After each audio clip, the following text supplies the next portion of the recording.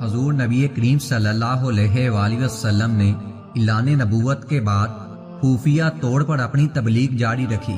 اس دور میں کئی لوگ دائرہ اسلام میں داخل ہو گئے۔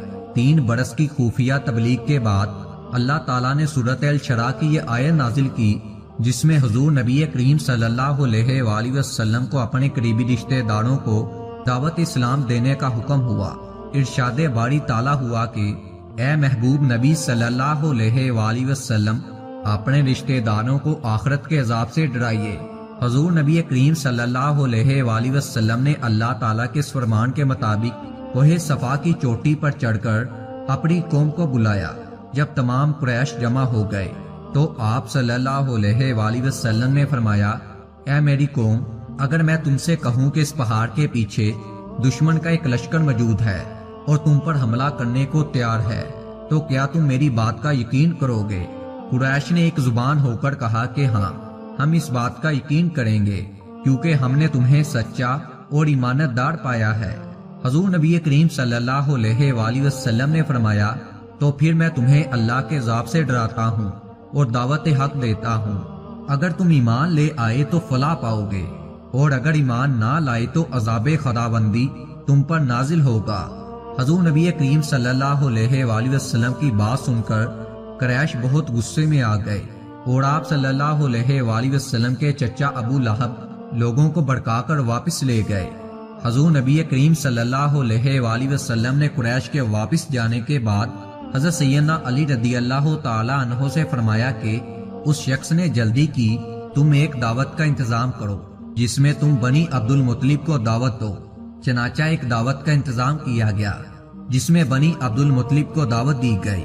اس دعوت میں جناب عبد المطلب کے تمام بیٹے، سیدنا امیر حمزہ رضی اللہ تعالی عنہ، سیدنا عباس رضی اللہ تعالی عنہ، جناب ابو طالب اور ابو لہب وغیرہ نے شرکت کی۔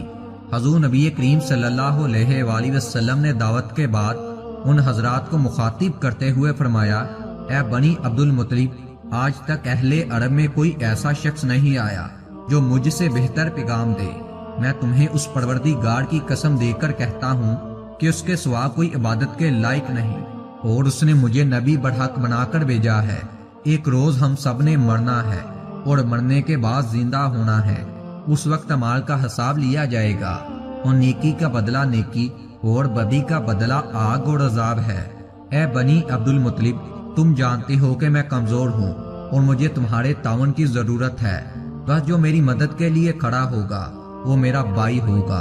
اب تم میں سے کون ہے جو میری اس دعوت کو قبول کرے گا؟ حضور نبی کریم صلی اللہ علیہ وآلہ وسلم کی اس دعوت کو سن کر بنی عبد المطلب نے منہ پھیر لیے۔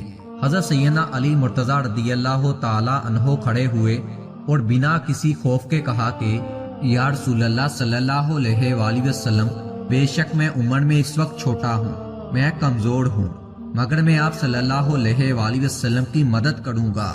جو بھی آپ صلی اللہ علیہ وآلہ وسلم سے جنگ کرے گا میں اس سے جنگ کروں گا۔ حضرت سیدنا علی مرتضی رضی اللہ تعالی عنہ کی اس بات کے جواب میں نبی پاک صلی اللہ علیہ وآلہ وسلم نے فرمایا، اے علی، تو میرا بھائی اور وارث ہے۔ حضرت سیدنا علی مرتضی رضی اللہ تعالی عنہ کی کم سنی اور ان کی جسمانی کمزوری کا ابو لہب نے مذاق اڑانا شروع کر دیا، لیکن وہ بدبخت آپ رضی اللہ تعالی عنہ کی قوت روحانی کے بارے میں کچھ بھی نہیں جانتا تھا کہ آپ کیسی شخصیت ہیں۔